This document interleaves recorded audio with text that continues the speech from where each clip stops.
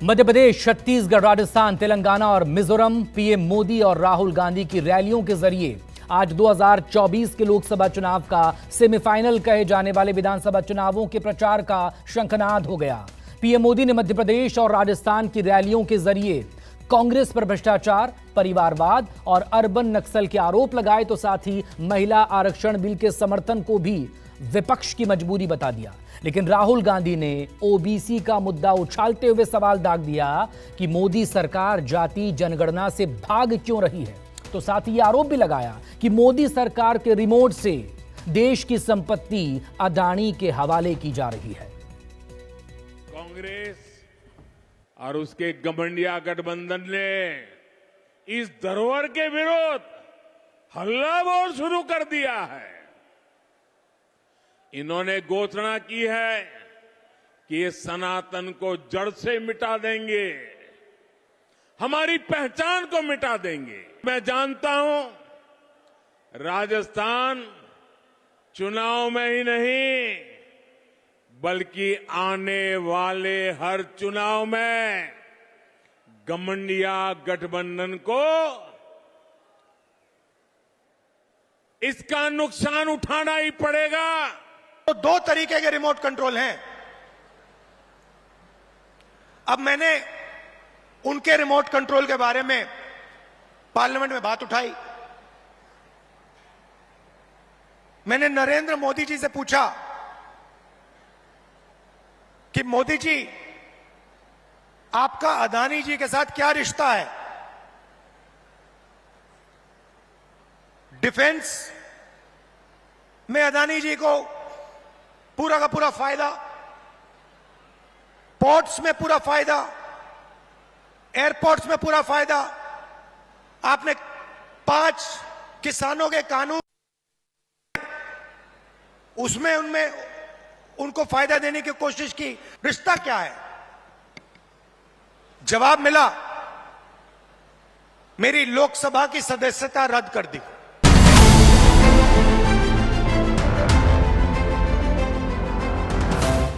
जयपुर में कांग्रेस को सनातन का दुश्मन साबित करने से पहले पीएम मोदी ने भोपाल में भी देश की सबसे पुरानी पार्टी पर अर्बन नक्सल के आउटसोर्सिंग का इल्जाम लगाया। का काम किया है। तो पड़ोसी राज्य छत्तीसगढ़ के बिलासपुर से राहुल गांधी ने देश के 2 रिमोट कंट्रोल की व्याख्या कर 2024 के सेमीफाइनल का शंखनाद हो गया। कांग्रेस ने अपनी सारी इच्छा शक्ति खो दी है। हम देखते हैं कि कुछ समय से कांग्रेस के जमीन से जुड़े नेता चुपचाप मुंह पर ताला लगाकर बैठ गए हैं। अब कांग्रेस ने अपना ठेका दूसरों को दे दिया है। कांग्रेस को अब कांग्रेस के नेता नहीं चला रहे। अब कांग्रेस एक ऐसी कंपनी बन गई है, नारों से लेकर नीतियों तक हर चीज आउटसोर्स कर रही है। और ये ठेका किसके पास है जानते हैं? कांग्रेस का ठेका अब कुछ अर्बन नक्सलियों के पास है। कांग्रेस में अब अर्बन नक्सलियों की ही चल रही है। बीजेपी का रिमोट कंट्रोल, वो भी उसको ऐसे ही दबाते हैं, मगर हमने रिमोट कंट्रोल को कैमरा के सामने दबाया। बीजेपी छुपे छुपे रिमोट कंट्रोल दबाती है, नरेंद्र मोदी जी दबाते हैं। जैसे ही रिमोट कंट्रोल दबता है, एक तरफ अदानी जी को बंबई का एयरपोर्ट मिल जाता है, फिर से दबाते हैं, अदानी जी को रेलवेज का कॉन्ट्रैक्ट मिल जाता है, फिर दबाते हैं, इंफ्रास्ट्रक्चर मिल जाता है। बीजेपी दबाती है, पब्लिक सेक्टर प्राइवेटाइज हो जाता है। आपका जल, जमीन, जंगल, उनका छुपे छुपे बटन दबता है, अदानी जी के हवाले हो जाता है। मध्य प्रदेश में बीजेपी कार्यकर्ताओं में जीत का मंत्र फूंकने पहुंचे पीएम मोदी ने कांग्रेस पर परिवारवाद के साथ ही भ्रष्टाचार और लूट खसोट का इल्जाम लगाया। लेकिन छत्तीसगढ़ में आवास न्याय योजना की शुरुआत करने पहुंचे राहुल गांधी ने चुनावी वायदा निभाने का सबूत दे दिया। छत्तीसगढ़ सरकार की उपलब्धियां तो गिनाई ही, भविष्य में इसे बरकरार रखने का वादा भी कर दिया। अगर कांग्रेस जैसी परिवारवादी पार्टी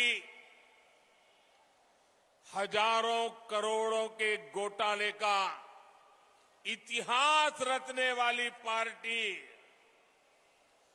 वोट बैंक का तुष्टीकरण करने वाली पार्टी को जरा भी मौका मिल गया तो मध्य प्रदेश को बहुत बड़ा नुकसान होगा। भाइयों बहनों, मैं जरा एक सवाल पूछता हूं आपको।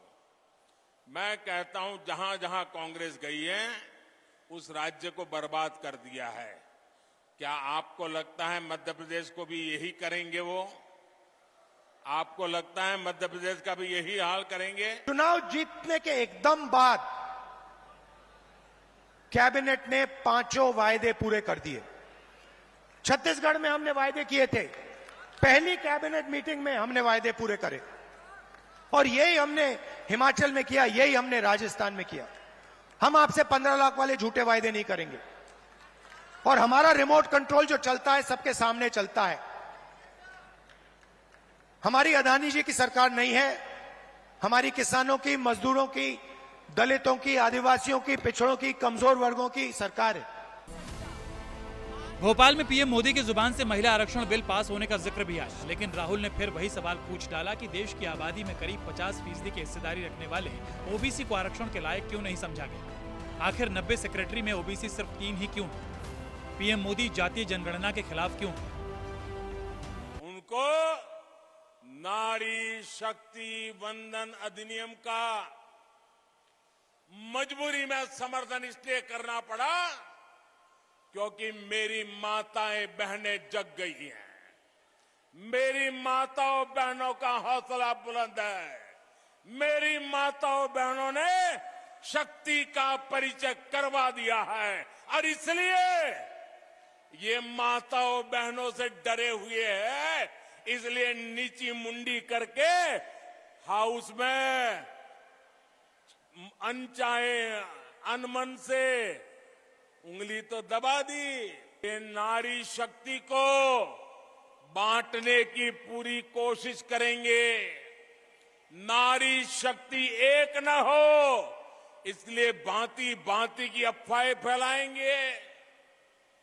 इसलिए देश की हर माता बहन बेटी को सावधान रहना होगा, सतर्क रहना। मैंने कास्ट सेंसस पे भाषण दिया, आपने देखा होगा।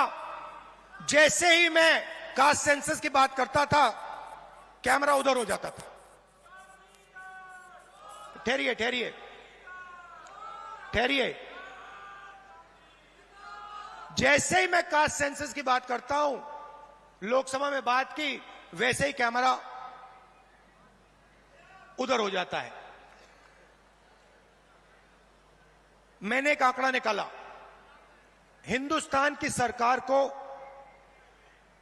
एमएलए और एमपी नहीं चलाते हैं, हिंदुस्तान की सरकार को सेक्रेटरीज और कैबिनेट सेक्रेटरी चलाते हैं।